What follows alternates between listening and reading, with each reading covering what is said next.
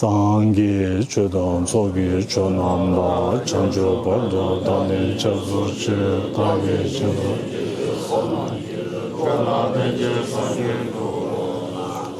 Sangye Chodon Sogi Chonamba Chanjo Bado Dani Chazu Che Dagi Chuchi Kibe Sonan Chola Benje Sangye Chola Jo Sangye Chola Sogi Chonamba Chanjo Bado Dani Chazu Dagi Chuchi Kibe Sonan Chola Benje Sangye Chola Jo Magen Simchen Tamche Ge Tundo Dojada Namen Boya Bozo Sangye Umar Maje Chine Janto Borja Tedo Borja Vechido Tabi Chu Rinpoche Se Nyambe Kuno Kunju Ge Rinpoche Lama Dambi Mema Shindu Senpa Ze Kan Senpa Shawe Chuni Kena Baza Ya Chipshin Ya Patient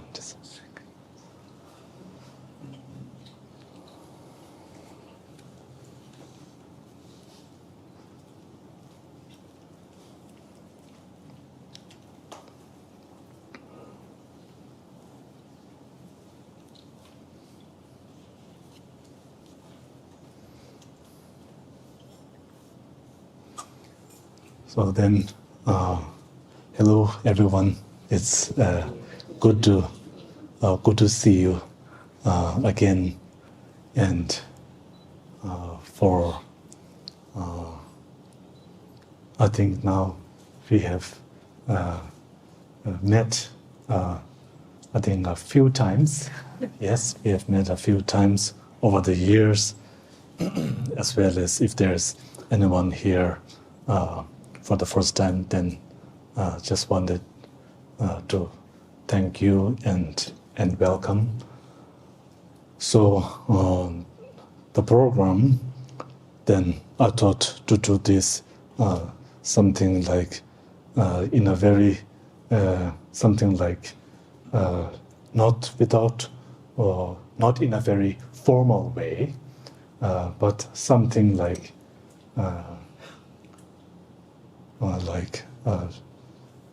sharing some thoughts and exploring, and mainly I think mainly that.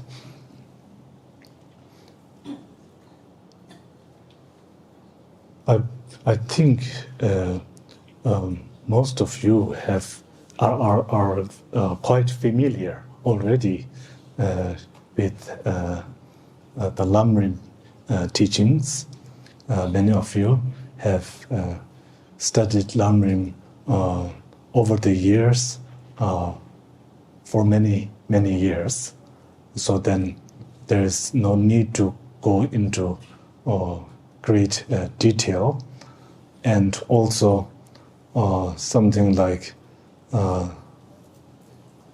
in my nature or style, then I don't like to do something like much of this research, many analysis, doing much research in the background, especially in the historical aspect like that.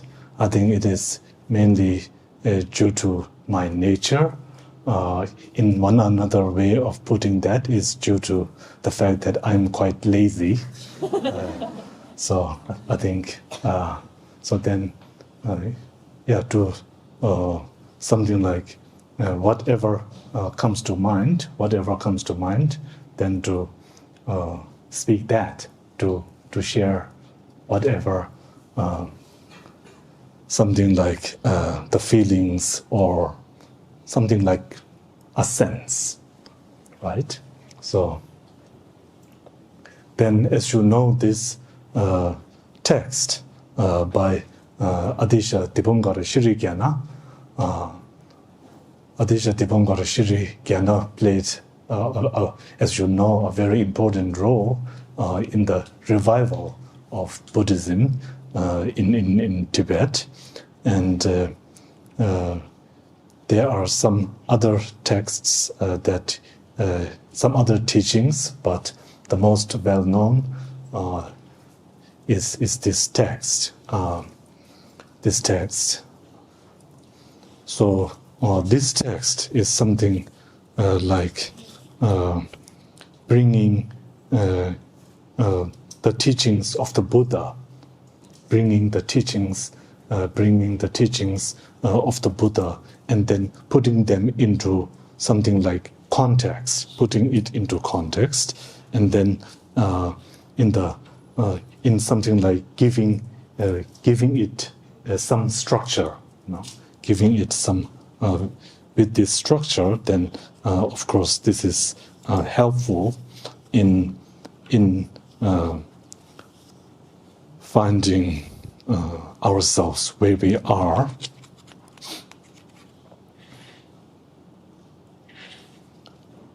So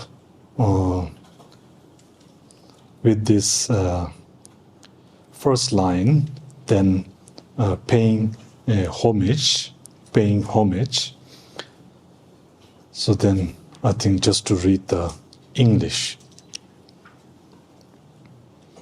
So the text, the title of this text in Sanskrit, it is Bodhipatta Pratipam, and in Tibetan, then that is Changju Lamgyu Dharma.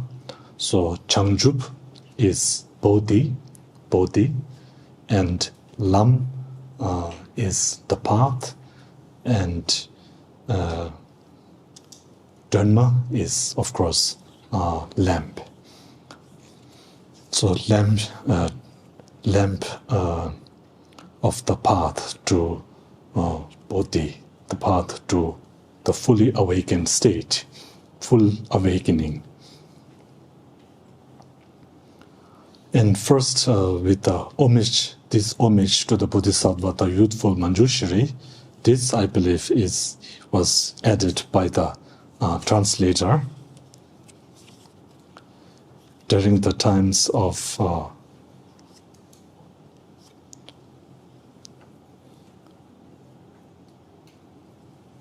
this one king, Tizon Dyose.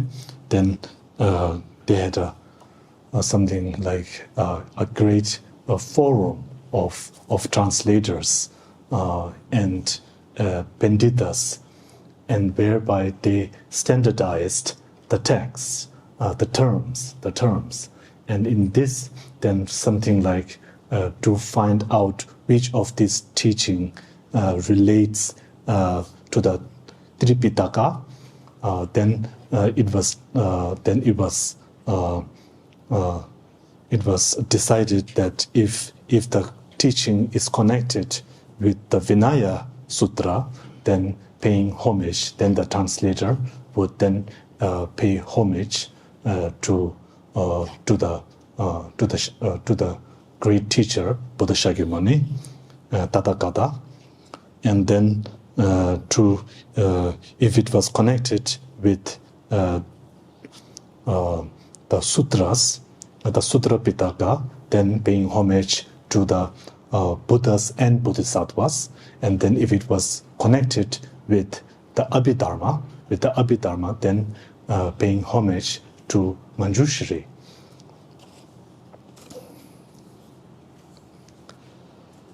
So this is the homage put in by the translator. And then with the first verse, I pay homage with great respect to the conquerors of the three times, to their teaching, and to those who aspire to virtue, urged by the good disciple Changju Hue. I shall illuminate the lamp for the path to enlightenment. So Changju Hue, who was the nephew of Yeshi Hue, the king of, I think, Ngari Kuki, of the Kuki kingdom, who gave up his life, who gave up his life in order to invite Atiśa to Tibet. So then this was then requested by Changju Hue to give a teaching that is suitable to present the dharma in a something like in a structured way, to present the dharma in this graded path, in the graded path.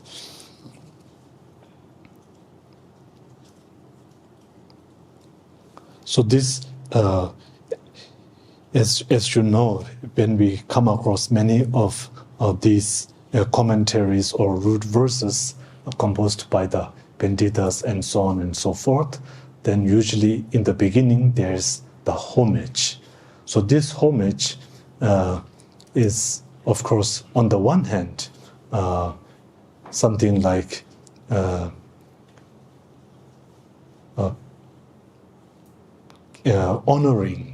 honoring the Buddha, the source of all teachings, the source of the Dharma, Buddha Shakyamuni. On the one hand, like this, and together, along with that, then the kind masters who one have, through whose kindness we have something like this opportunity to reflect on these, on the Dharma. And then on the other hand, this is, I think, something like to, if I may say, then it is something like to connect, to see how we are so reliant on the kindness of others. So this is so something like in this acknowledgement, in recognizing of this fact of our of this truth, which is that our happiness or our knowledge, our wisdom, whatever we may have, any glimpses of wisdom, this is through the kindness of others. That is only possible through the kindness of others. So I think it is in recognition of that as well. And this is, in a way, I think, helpful in what we call something like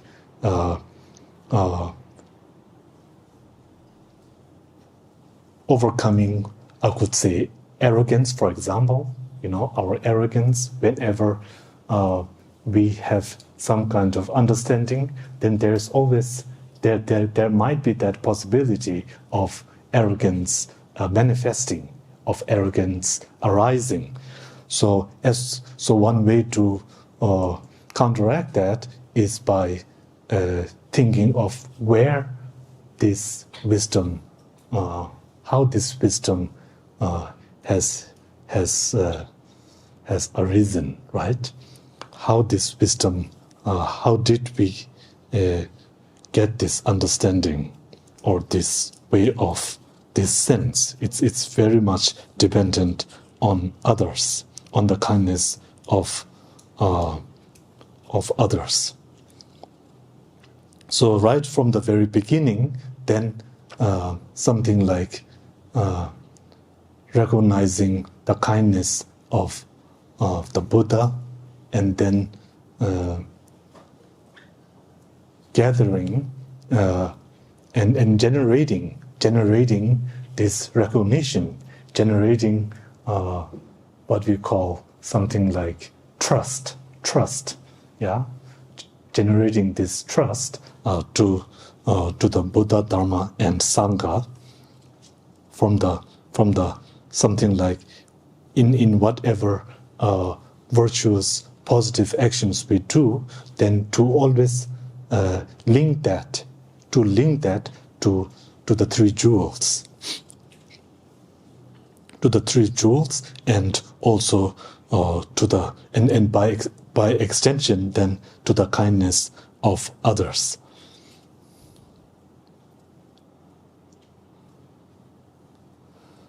And then with verse number 2, understand that there are three kinds of persons. Because of their small, middling, and supreme capacities, I shall write clearly distinguishing their individual characteristics. So the persons here, the Tibetan word for person, which is kibu, and this word kibu is connected with the Sanskrit word, I think, purusha.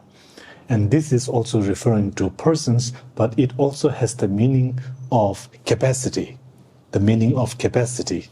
So when we say the person, something like the small person or middling or supreme person, it is referring to the capacity, to the mental disposition.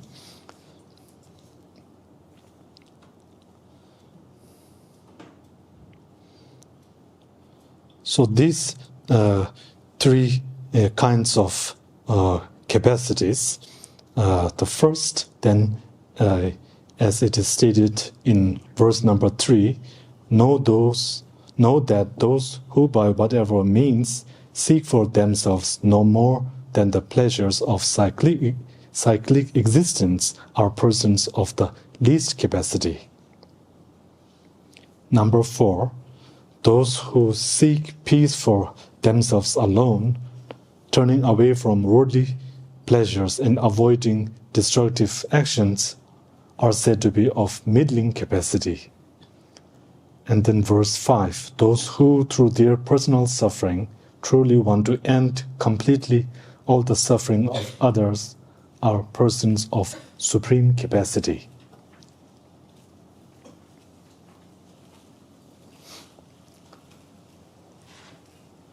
These three persons of the three something like potential or capacity,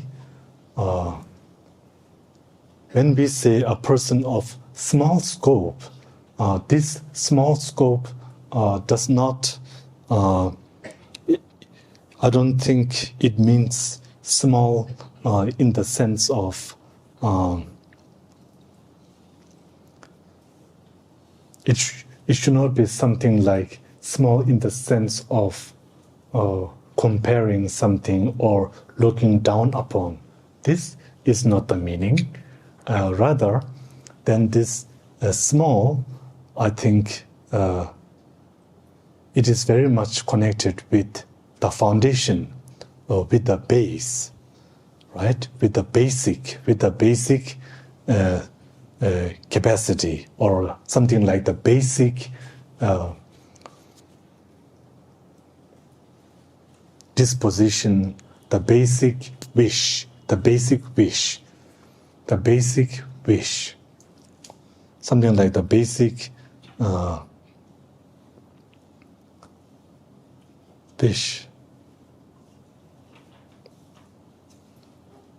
And this is as what we all naturally have, this wish to be happy and then to be free from suffering, then this is our basic wish. And when we using this as the basis, then we then can proceed on this path to enlightenment. So this small capacity is very much, I think, very much connected with our present, something like with our present situation.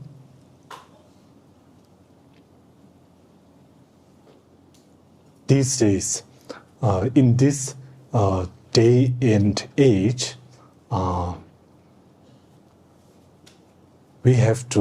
there are many things that we have to take care of. And of course, in this day and age, it is not something like we are out in the countryside with a small field and maybe with some livestock, and then living this very simple lifestyle. We are not living that lifestyle for reasons that are known to us, then somehow in this very busy life, yeah, it is like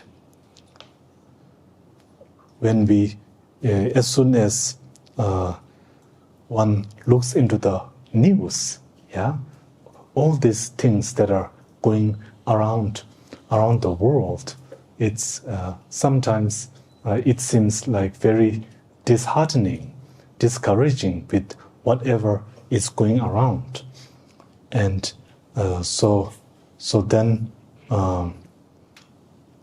sometimes I think we have to something like be something like to be mindful, right? To be mindful of how we use our free time and how we use our time on this what we call online.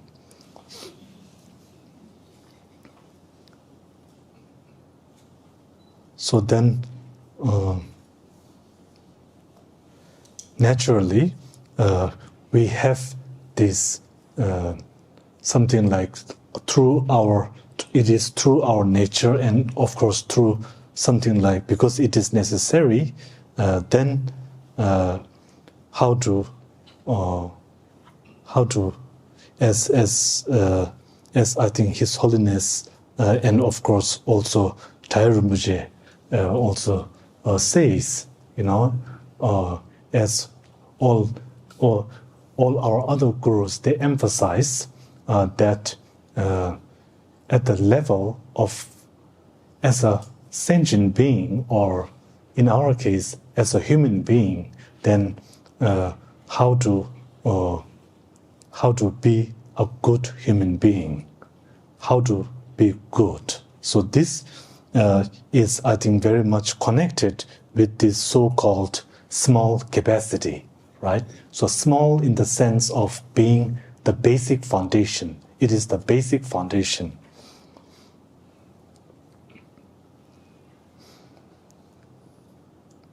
So this part is connected with this seeking the pleasures, but not necessarily going beyond what we call samsara, right? What we call samsara, because samsara, to really grasp the nature, the conventional nature of samsara right now, it is something like out of the question where I'm at, right? Where I'm at, this is out of the question. So then, how do I practice the dharma? This is the question, right? At the end of the day, I think this is the question that I think many of us ask, right? How to make dharma meaningful, right? How to bring dharma to my level, to the level where I'm at. So this is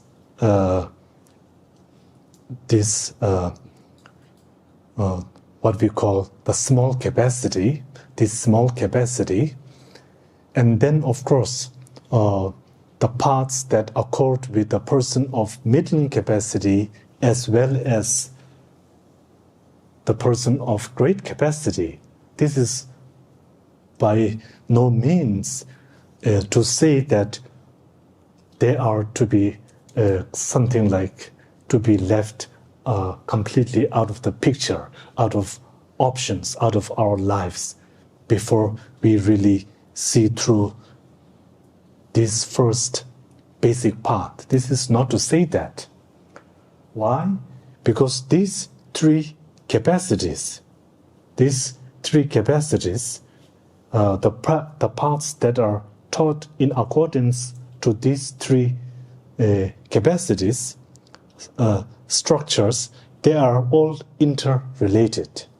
they are all they are interconnected. They are interconnected, and in a way, then not to see these three parts as for something like when we say the three persons, not to think of these three persons as three separate persons, right? But rather to see it from the viewpoint of the practitioner, us who aspire for happiness, right? For those of us who aspire for happiness, then there is the first thing, the basic thing, and then to deepen that, right? To deepen that. And then to also how to share this with others, right? So if we think like this, then these parts are connected. They are connected.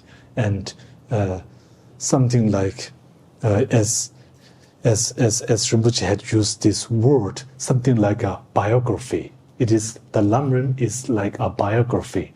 It describes something like our story of this journey on the path to Bodhi, to Bodhi. So then,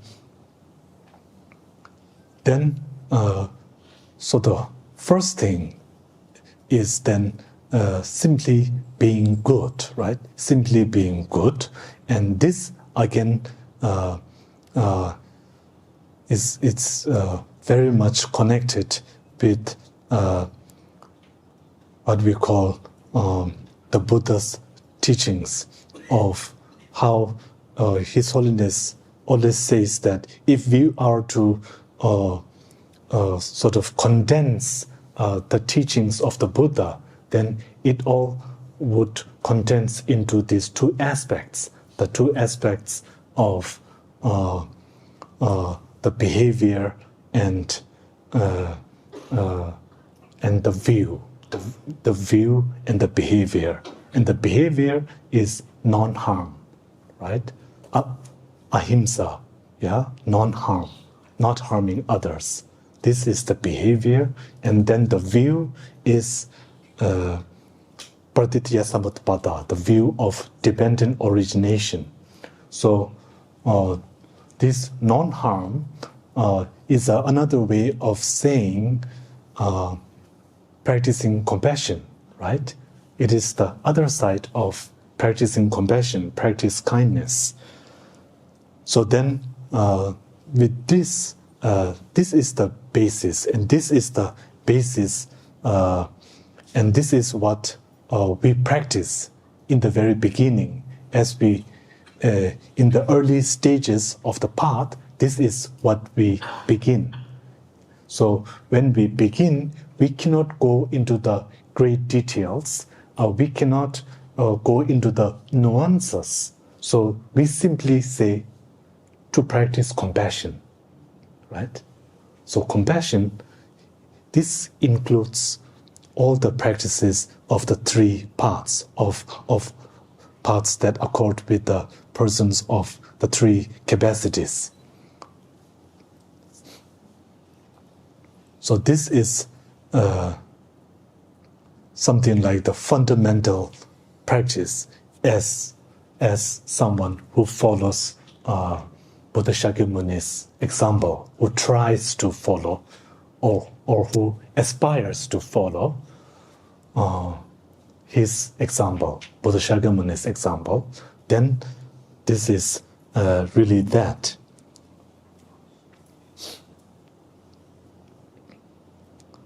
Know that those who, by whatever means, seek for themselves no more than the pleasures of cyclic existence are persons of the least capacity. So when we begin, this is where we begin. We have to think within the context of where we are, right? Where we are at.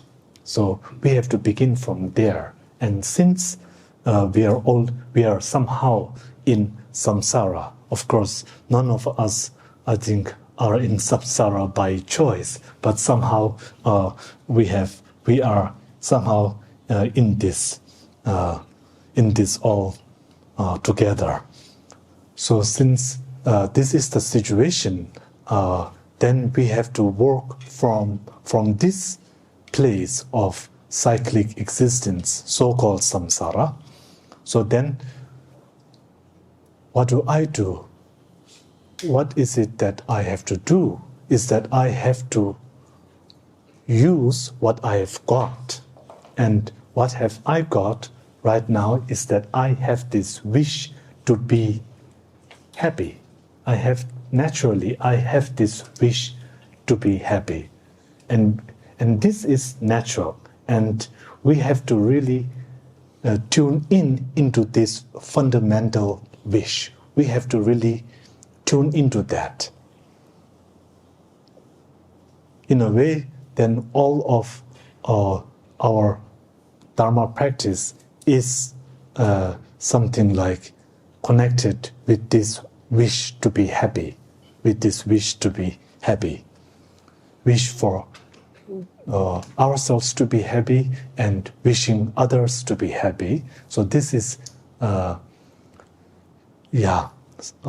think, what we call the small capacity, the person of the path that accords with the person of small capacity. Then we, by using this basic wish, then to say, because happiness is what I wish for, then I should conduct myself in a way that accords with this wish.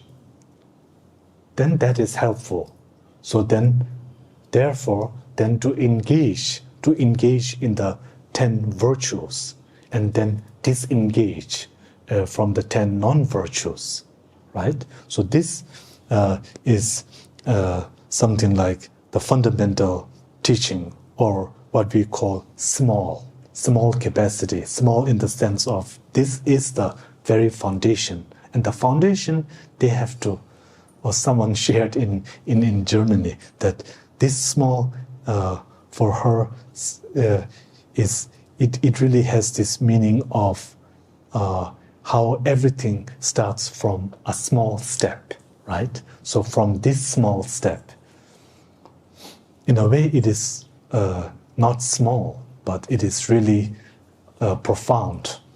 And yes, depending on how we use that, or how we are in it, then this can cover a wide spectrum. This practice of practicing something like the causes of happiness, and then disengaging from non-virtue, disengaging from non-virtue, and virtue is connected with, is very much connected with the practice of compassion. If we are being compassionate, then this is being virtuous. If we are bringing harm, then this is on the non-virtuous side, right? So positive and negative, or virtuous or non-virtuous.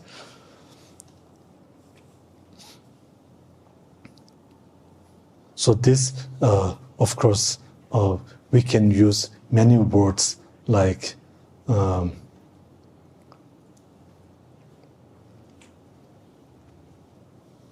positive emotions, right? And negative emotions, and then wholesome and unwholesome actions.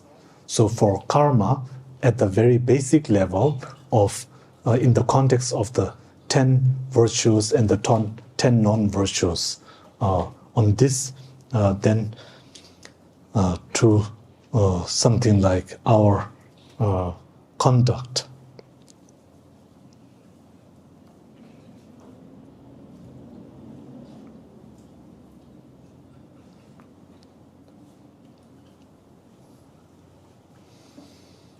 And then those who seek peace for themselves alone, turning away from worldly pleasures and avoiding destructive actions, are said to be of middling capacity. So before going into middling capacity, then with the small or the least capacity, then what is one another important aspect of this path is reflecting on our strengths, reflecting on our strengths, our positive attributes, our positive attributes, our strengths, our values, the values that we share, these universal values, such as love and compassion and patience, empathy and resilience, joyful effort, concentration, focusing. So these attributes that we have, it's really, I feel it is important. Many times they are overlooked. Our values are overlooked. Our strengths are overlooked because we find ourselves constantly something like comparing with others, right? Comparing with others.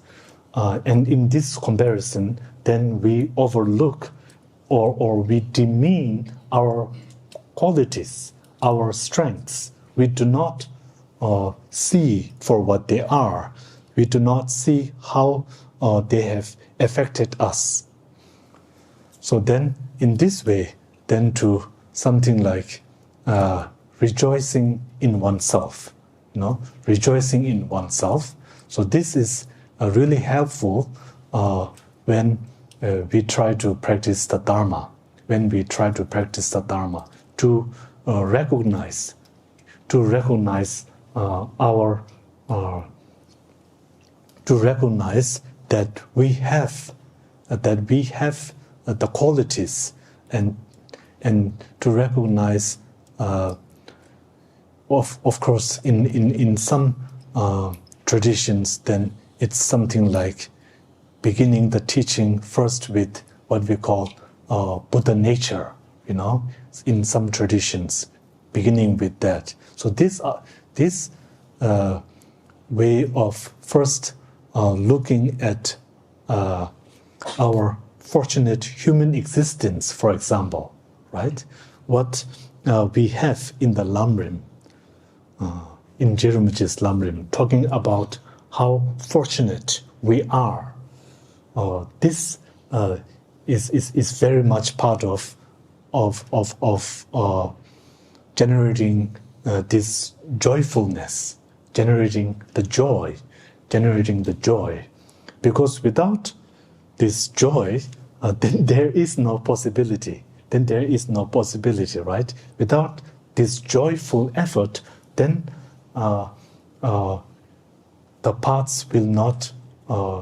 They will not come to fruition. The paths will not come to fruition. So then, to reflect on our human existence, how fortunate we are.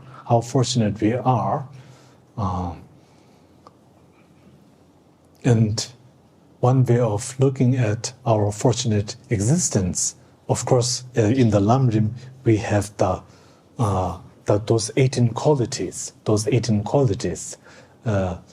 But then to explain maybe in another way, then the fact that we have this great human mind. We have this great mind right now.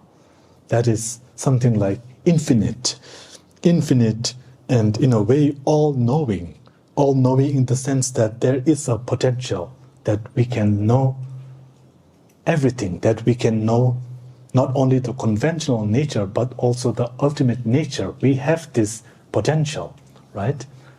And we have this great human mind where we can think of not only ourselves, but also we can think from the viewpoint of others, where we can we have this power to empathize with others. We have this power to analyze and to think and to use reasoning and to infer, and also using reasoning to something like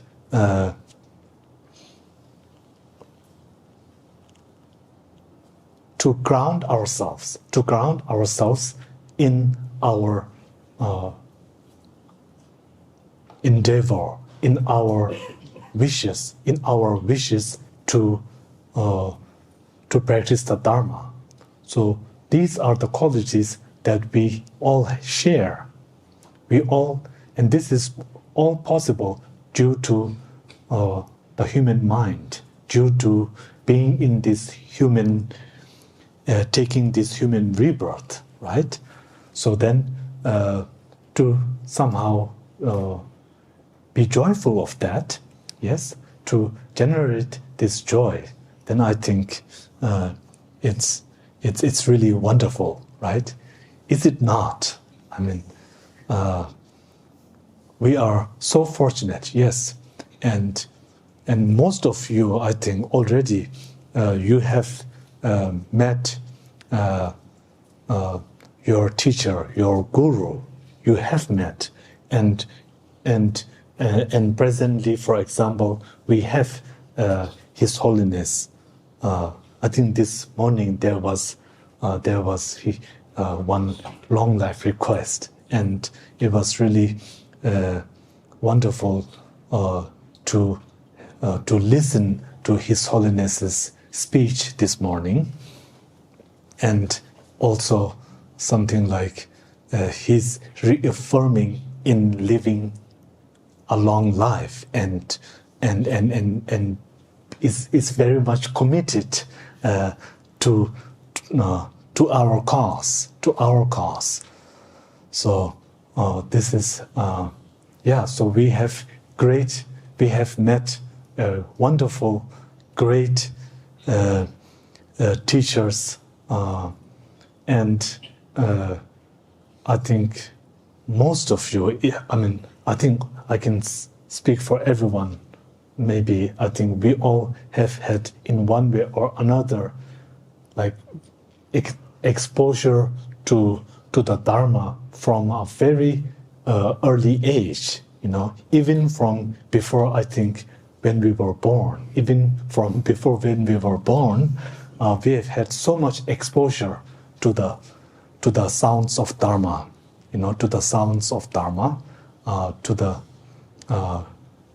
so much exposure to Dharma. And this is really a wonderful opportunity. It doesn't matter, as I made this reference to what's going on around us, right? And in a way, I think through social media and the media, it really makes it so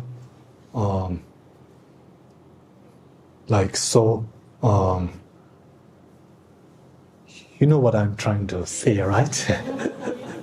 It's like you really feel it when you see the images and the videos of what's going on around the world. So, of course, I think we have to be mindful of that. And then the point is that what I wanted to share with you is that somehow then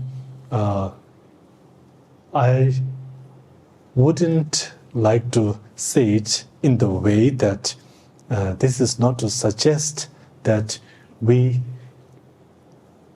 should look at the unfortunate situation of others and then compare ourselves with them and then sort of use their unfortunate situation to feel good about our current situation. Of course, this I don't think is a good approach, but to see everything that is going around and seeing not only what is being shown, what we are being exposed to, the images, the videos, and most importantly, the words, the articles, the words.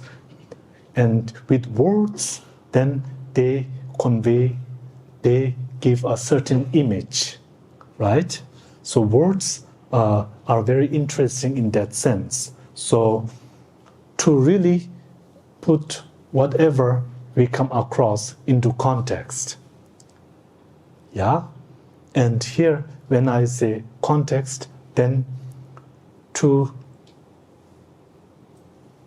see it in a way, something like to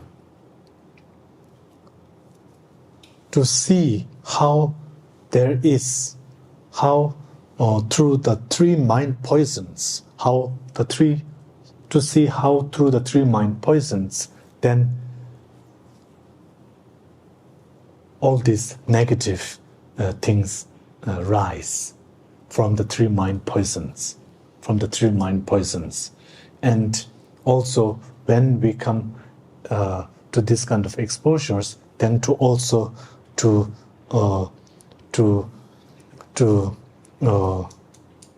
see that we could very much, if we are not careful, then through our something like mind poisons, then we could also, we are creating then such sufferings, such sufferings as well.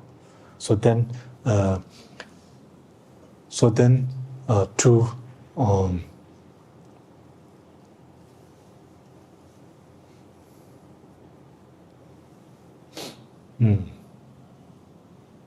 to, perhaps I think this can be worded much better. There's room for improvement, definitely. What did I say? I couldn't process what I was saying. It was just like a group of words, but somehow it's I think chaotic as the chaotic mind.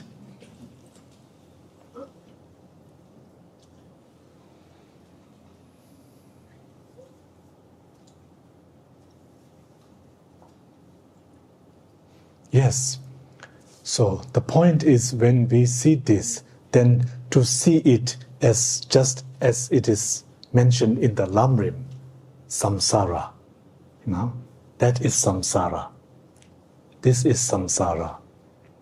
And it has always been like this, whether we have social media or not. There has always been something like one person abusing another person, one group persecuting another group, and one person taking advantage of others. And this is all because of the three poisons. It is all because of that. So the three mind poisons, as Buddha had said, this is why we are in samsara, because of the three mind poisons. And therefore, at this something like at the most basic level, then to try our best not to try our best to, as much as possible, to disengage from the three mind poisons and to if not completely disengage, if that is not possible, then at least try to make efforts in something like curtailing their intensity, and also then by relying, by sort of turning the mind and making ourselves busy doing good things, right? Positive things. Positive body, speech, and mind. Engaging in the three, in the positive actions of these three, body, speech, and mind. This is, I think, one way of something like mitigating the three mind poisons, at least on this first level. On this first level, is by not engaging in harmful actions. I think it is best explained like that.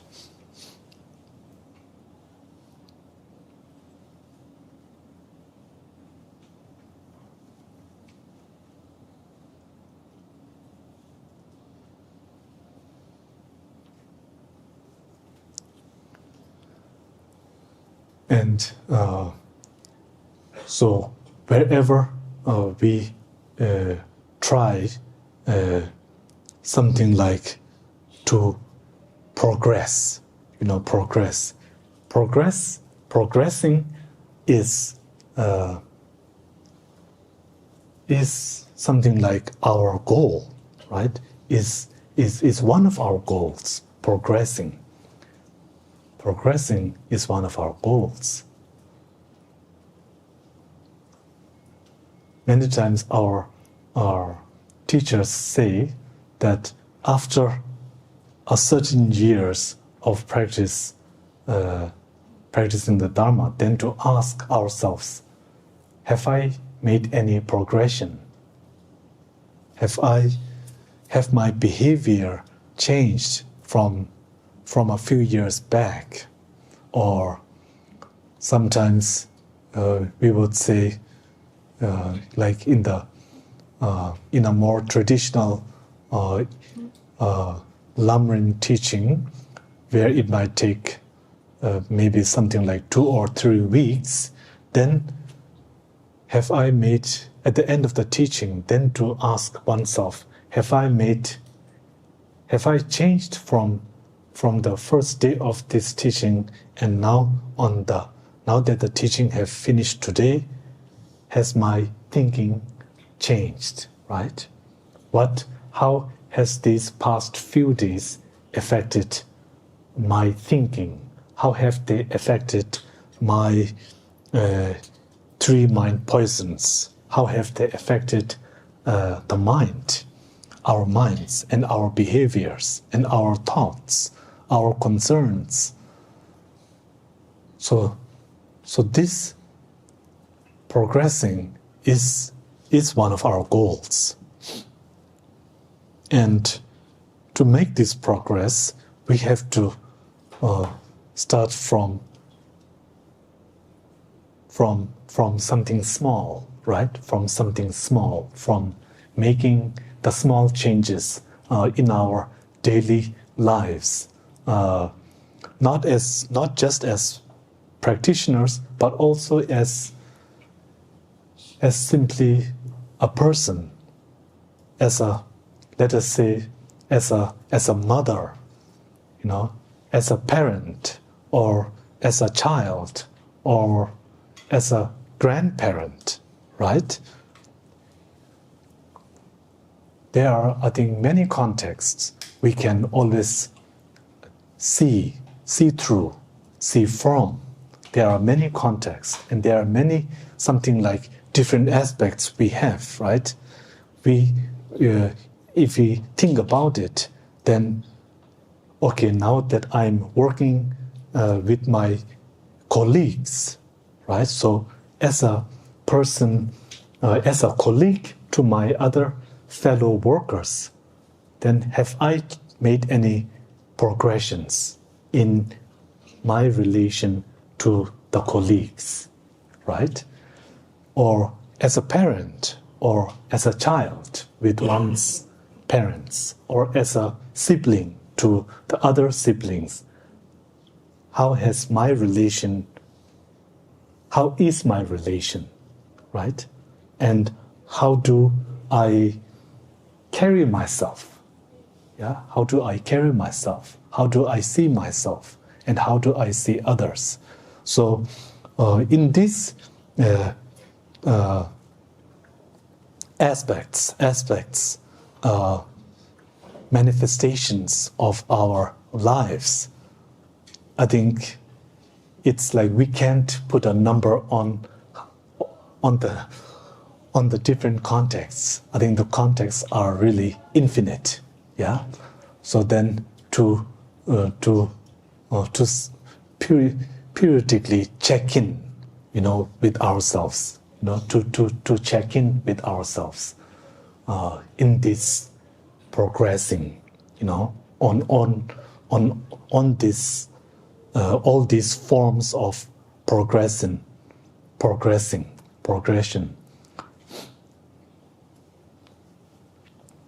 So then we have to, by making small changes and also by applying the teachings, the dharma, in small steps, and by taking small steps, right? By taking small steps in a very particular situation, so small in that sense, not encompassing a long timeline or many different situations, but in a given situation that could be termed small, right? So then applying the dharma in that small situation, in that particular specific situation, this I think we can always we can of course bring the dharma there in those situations. And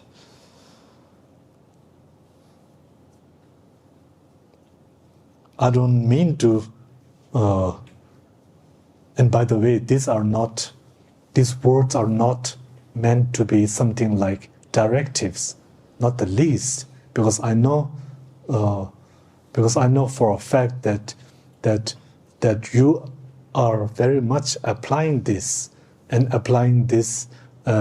for much longer than I have, right? You have been in the Dharma for longer than I have been in the Dharma. So this is by no means am I, when I am using these words, I don't mean it is something like, oh, this is a teaching, or this is an order or a directive. It is not to be taken like that, but it is just like, as I said before, it's almost like I'm thinking loudly, right? I'm just thinking loudly, and yeah. So it's just whatever comes to mind, then it is said like that.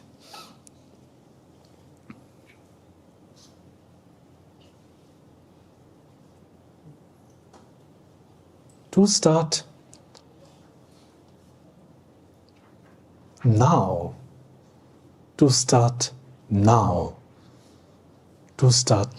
right now. This way of thinking is I think, really good.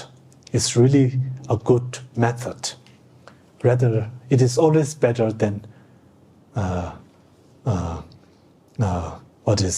procrastinating, right? It is always, when it comes to practicing the Dharma, practicing now is always better. It's always better than practicing later.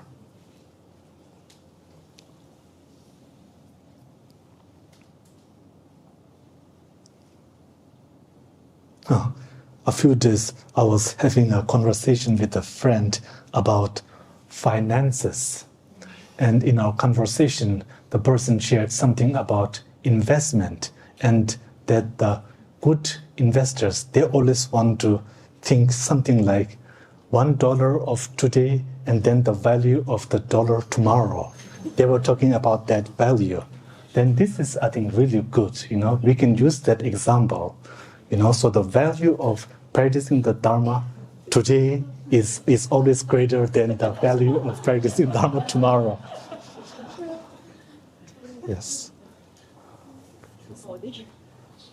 So then to immediately, it doesn't matter. It doesn't matter whether you do it correctly or incorrectly. We don't have. Please don't worry about that.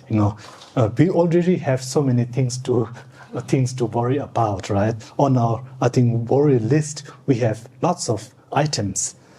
So then we don't need to put Dharma in that basket. We don't need to do that. So then, whenever we find the opportunity to then practice the Dharma right there, right then, in the present, and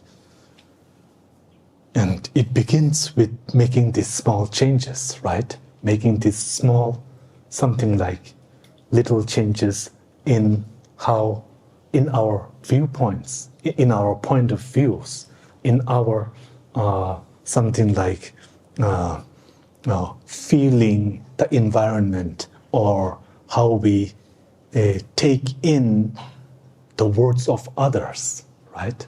Or how we react to how a person looks at us, right? So we can, in all those situations, we can really apply the Dharma in all these situations. So then to apply it right here, right now, always in the present, and to make this small but they're yet effective changes. They may be small in the sense that there is not that you don't have to analyze, or you don't have to spend so much time, right?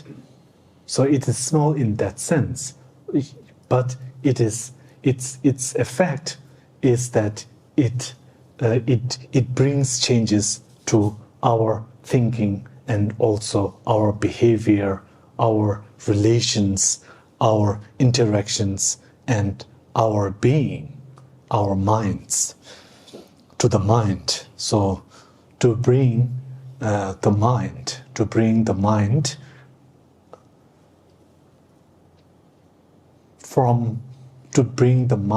to its natural state,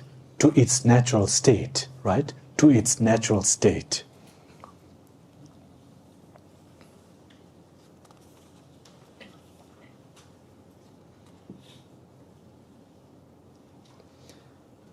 And in all this kind of progressing by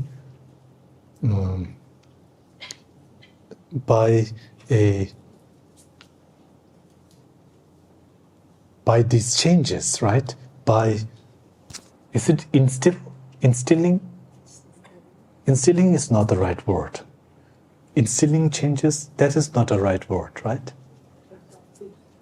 By adopting, thank you, yes. By adopting these changes, adopting these changes, and adopting has a good taste, like adopt.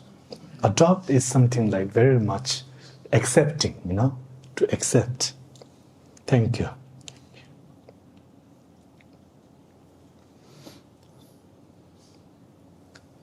So by adopting these changes,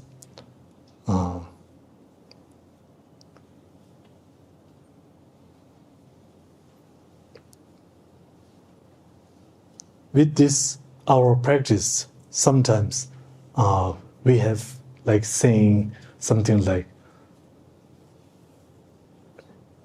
in Tibetan we have one word, but this is something like being very stubborn. It has to do with being very stubborn, right? Stubborn. So, I mean, I'm sure there are some situations where being stubborn is good, but normally, I think being stubborn is something very much connected with not being able to move freely, right? That is something like the connotation. Of course, in some situations, then being stubborn is maybe a way of being grounded, right? Of not giving, of not giving into something like negativity or losing, or losing one's principles. Yeah. So in some contexts, it's good, but especially in the context of our relation, and if there are times when I think being stubborn gets in the way of our interpersonal relations, then of course in those times, then it is better to be open-minded, you know. So always to have this openness, you know, to have this openness. I think openness, just as we say that as we were reciting Heart Sutra, then it's like with shunyata there is openness, right? With shunyata there is this possibility. So not to close ourselves, not to close ourselves in our interpersonal relations. This is, I think, really good, not closing ourselves. To always engage. We don't have to, by engage, I don't mean we have to, please, when I say engage, this image of always constantly sort of pandering to the needs of others or trying to amuse others, like almost like 24/7. This is not the image I'm trying to portray. But engage means that when we are with others, then it should be there, that we are present of them, to be aware of them, to be aware of others. This is, I think, the message here, right? This is really important. It doesn't matter, even if it is only for a short time, but to be present, to be aware, to be in awareness, right? This, when we bring awareness in our interpersonal relations, then this is helpful. Then it helps. I don't mean in this sense of benefiting others in a something like patronizing way. Of course not. But also for ourselves, it is helpful. You know, for myself, it is helpful. So whenever engaging in what we call bringing benefit to others, we should never, I feel, we should never think I am not also receiving the benefit of that, you know. Rather than thinking I'm bringing benefit to others by just excluding oneself or seeing myself as something like the giver of this benefit, but rather it is more like we are both receiving the benefit, right? So then there this is, I think, helpful, that we are equal in receiving benefit. So with this in mind, then it is helpful when we are aware of our friend, of this fellow being besides us, right? So then to be aware, yes, to be aware of our situation, to be aware of the person, aware of something like the wishes,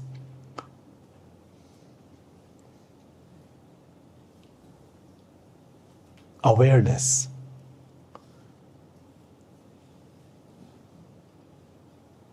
This is something that we can practice,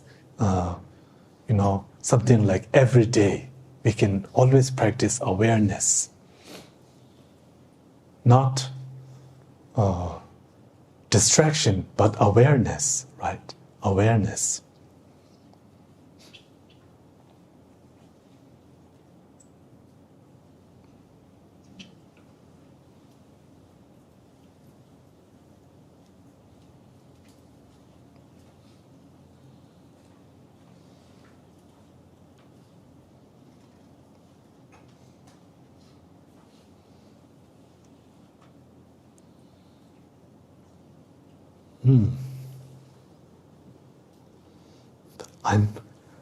In talking about all these things on being aware, I'm not so aware of the time, it seems.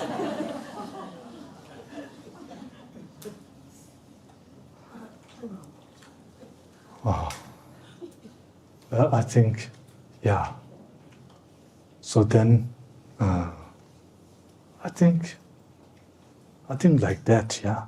So then, I wish you all a good rest of the evening, and thank you for your practice. Thank you. So we just, I think, say a short mandala in dedication, right? Saji Begi Joji Mido Jam, Rijami Nide Kembade, Sange Shindu Mide Uwa, Tugun Namda Shinda Jobara Jo, Idama Goro Ranamide Lagam Nea Daya Me, Jambe Babo, Chitara Kemba, Kundo Sambo, Tehan Tishinde, Teta Kungi Chiso Dalo, Kawa Deda Tamji Rabdongo, Duzum Shivi, Kawa Tamji, Mowa Gana Chodong Abate, Dagi Give Zawa Tigun. Sambojuji rabdo ngowara ki kanri rawe kore shingamdo pendang dewa ma lu jungwe chiri ziwan tenzin jaso yi shabe side pado tenjuro ji